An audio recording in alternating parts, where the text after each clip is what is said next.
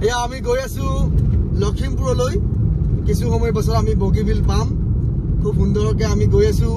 আমাৰ মাইনপথ একাডেমীৰ মেনেজাৰ তপন কুমাৰ বৰাও আমি গৈ আছো আৰু যিসকল ব্যক্তিয়ে আমাক লগ কৰিম বুলি ভাবিছে লখিমপুৰত নিশ্চিতভাৱে তেওঁলোকে পাৰিব আমাৰ এজন ভাল আমাৰ আপকামিং খুব ভাল এজন আমাৰ লগত মানে একেলগতে কাম কৰিবলৈ আগবাঢ়ি আহিছে আমাৰ তেজপুৰৰ এজন ব্যক্তি আহিছে আমি তেখেতকো লগ পাম আমি গৈ আছো আশীৰ্বাদ কৰিব এই যাত্ৰা যাতে আমি এক অবিৰত যাত্ৰা হিচাপে সদায় বজাই ৰাখিব পাৰোঁ ছাত্ৰ ছাত্ৰীসকলৰ ভালৰ কাৰণে আমাৰ সমাজখন সুস্থ সবল কৰিবৰ কাৰণে যে আমাৰ ছাত্ৰ ছাত্ৰীসকলৰ বহল ভূমিকা গ্ৰহণ কৰিব পাৰে আমাৰ ছাত্ৰ ছাত্ৰীসকলে পঢ়া শুনাৰ উপৰিও তেওঁলোকৰ ব্যক্তিত্ব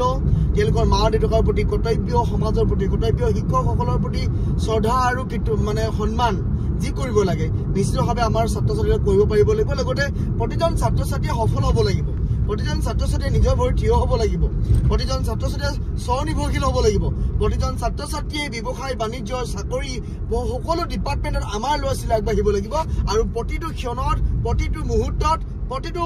ক্ষেত্ৰতেই যাতে আমাৰ ল'ৰা ছোৱালী আগবাঢ়ি যাব পাৰে তেতিয়াহে হ'ব আমাৰ জয় আই অসম তেতিয়াহে হ'ব অসমৰ জনগণ জাগি উঠিব আৰু আমাৰ ছাত্ৰ ছাত্ৰীসকলে জাগি উঠিলেই আমি সফল হৈ যাম ধন্যবাদ জয় আই অসম মাইনপথ একাডেমী ধন্যবাদ